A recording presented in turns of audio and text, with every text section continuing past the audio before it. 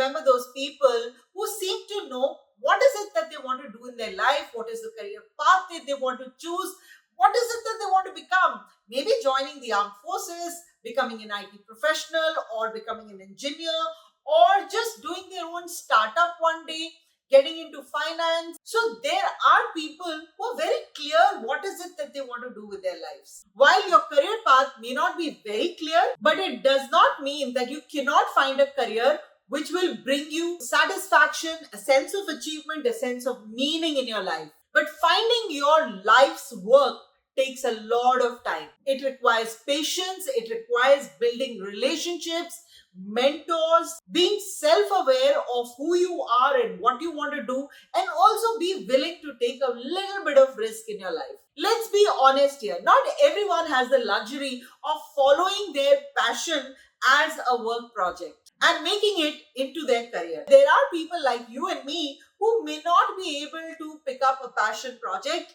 and make a career out of it. Maybe because we have some family obligations, we have some financial limitations, or we have some skill gaps which we need to fill, and only then we'll be able to pursue that path and make a career out of it. But there is always hope. Let me share with you some evidence-based techniques that will help you make the right choice for your career. Hello everyone, welcome back to my channel. This is Sonia, your host and companion on Thinking Out Loud Thursdays. And today, yes, we're going to be talking about some techniques that you can use to actually make a good choice as to which is the career that you want to choose for yourself. So let's get started without any further ado. But before that, please consider subscribing to my channel as it's a big motivation for me. And yes, before we start, of course, grab your cups of coffee because it's a coffee date that we're having together. So let's get started. Most of the time when we're asked a question that what is it that you want to do in your future, what is the career path that you want to choose for yourself, there is always a title that comes in our mind. That, I want to become like a senior vice president, I want to become a managing director, I want to start my own business, or I want to be a marketing manager, right? So there's always this title that comes to our mind, and we forget that title is important for you to progress in your career, but what you actually do on your day-to-day basis, what are the tasks that you're doing on day-to-day basis actually define whether you're enjoying your work or you're not enjoying your work. So it's always a task versus the title, which is what and how versus who and why. We always attach our career either to a label or we attach it to a lifestyle. But we forget that whatever path that we're choosing, actually, most of the time, what are you doing at your work? What is your day-to-day work? What is your calendar looking like? Are you enjoying what you're doing on your day-to-day basis? Because I've seen it in my career. At times, your designation change. You get promotions. You actually become head of the department. But sometimes you're doing what you were doing years ago as well. So it all boils down to whether you are enjoying your tasks that are given to you on day-to-day basis. Are you finding some meaning? Are you finding yourself motivated to come to work? So instead of looking at a label that I want to be a lawyer, I want to be a doctor, or I want to be an IT professional, or a digital expert, or I want to be an influencer or a marketing expert, please focus on that. What are the tasks that you will do if you become whatever is the label that you're targeting for yourself? And yes, if the answer is yes, that whatever. So if you're into digital, or if you want to become a lawyer and you know that what is the task that you will be doing, what are the activities that your day will be comprising of, and if you think that this is yes, this is going to give you a lot of meaning and happiness and joy, then go ahead, make a career in that. But if you feel that, okay, fine, you like that fancy label of maybe a marketing head or a director sales and marketing, but if you do not enjoy what are the day-to-day tasks that you have to do, then it's no point running after a label when you're not enjoying what you're doing. So please do this evaluation between task and title and figure out what are the tasks, run after the tasks. What is your day going to be like? And if you really think that you're going to enjoy whatever your day is looking like, then yes, you must go ahead and make that into your career choice. Please always remember the tasks that define your work expectations as well. Now, the next technique is do a bit of self-assessment Go beyond yourself as of today, which means look at becoming a you plus or a me plus, a bigger version of who you are today, and do a little bit of self assessment of that. What is the big picture? What is the goal of your life? What is it that you want to do in your long run? Which industry you want to join? Which company you want to join? What are the characteristics that you want that the organization should have? Do you want the company to be fast paced, trust oriented, result oriented? Trust and transparency is very important for you. Do this assessment, figure out what is it that you're looking for, so that you have enough clarity as to which is the career path that you want to make the choice of. If you're already working and you have some role and responsibilities, look at whether this role is something that is adding meaning to you, whether you're enjoying that role, or within that role, you like the role, you love these responsibilities, but you want to make a shift into a different department altogether. Or you want to start a new career. For example, say you're into marketing and you're into real estate, but you don't want to be in real estate. So maybe pharma is more exciting for you, or maybe IT is more exciting for you, or you want to get into maybe an FMCG company. And so you like the marketing job, but you want to make a shift into a different industry. So figure out this kind of a self assessment will really help you make the right choice for yourself. As this assessment is basically what is your aspiration for tomorrow, it's defining that for you. The next technique is look at what are your time wasters. Where are you spending your time? And wherever you're spending your time, are you finding some meaning out of it? Are you enjoying what you were doing during that specified period of time? So figure out where are you spending your time. And the best way to do is please make yourself a calendar, maybe in your phone, maybe in your laptop, and everything that you're doing during the day, please put it in the calendar and start giving yourself some marks. Maybe you can take a range 1 to 5 and you can start grading yourself. If you really enjoyed a lot and you found some meaning and there was a sense of achievement when you did the task, give yourself maybe a 5 ranking. If you want to feel that 5 is the highest and 1 is the lowest, or vice versa, if you feel 1 is the highest and 5 is the lowest, give yourself ranking. And then over a period of weeks and months, then you will know that, okay, fine, these are the kind of tasks that I really enjoyed and I was finding a sense of achievement and meaning. People were appreciating around me and they felt that this is my strength and I'm enjoying that task too.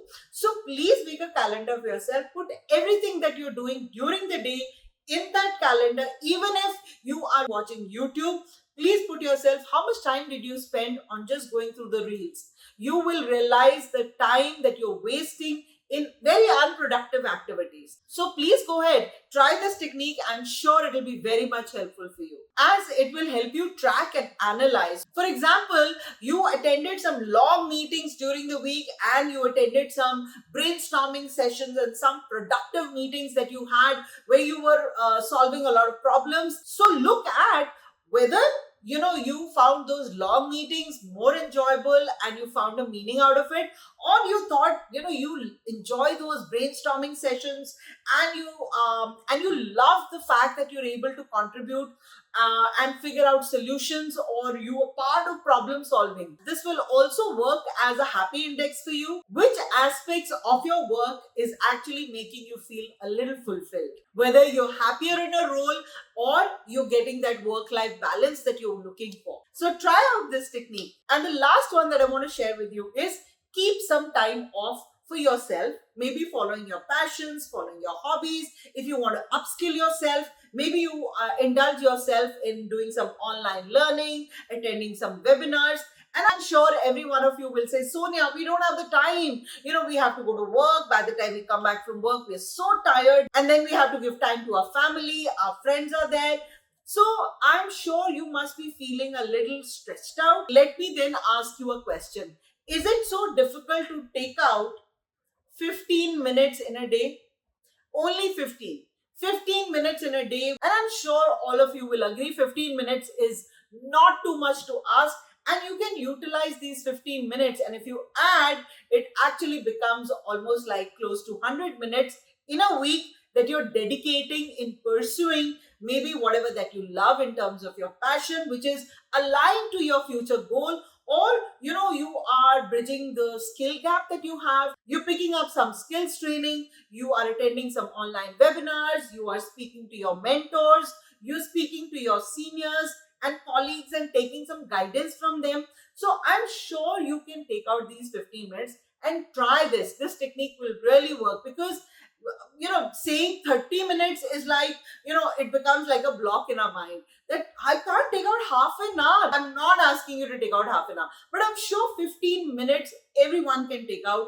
And then in those 15 minutes, do what you feel is something going to add meaning or will align yourself to the larger picture, larger goal that you have. I read about this pixel theory that, we have this very huge painting in mind as to what our life is going to look like, but we forget that we are a small part of that. And if we always keep looking at the big picture, we'll not be able to go from one pixel to the other, to the other, to the other, or from one box move to the other. So it's good to see the big picture as to what is it that you will eventually land up doing in your life, but what you're doing on day-to-day basis, how you're spending your time, doing a bit of self-assessment, what are the skills that you have, and if you want to do that tomorrow, what are the skills that are required, and how will you achieve, how will you make sure that you acquire those skills? And you will be only able to acquire those skills if you're able to